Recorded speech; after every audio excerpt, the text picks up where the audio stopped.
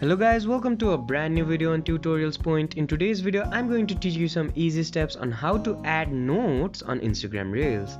Now, firstly, to add notes on Instagram Reels, make sure that your device is connected to the internet and then open up the Instagram application on your device. Once you've opened up your Instagram application, now go ahead and choose a reel that you want to add the notes to. Now you can choose from the home screen like this, or if you want to specifically find a reel, you can go ahead and click this search button to find it, or click on this reel option. Now once you click on this reel option, many reels will be appeared on your screen. Now on this reels or on the reel you want to add note to, on the right side you'll see this paper plane icon. Go ahead and click on it. Once you click on it, a menu will appear on your screen. Now on this menu, on the bottom of your screen, you'll see various options.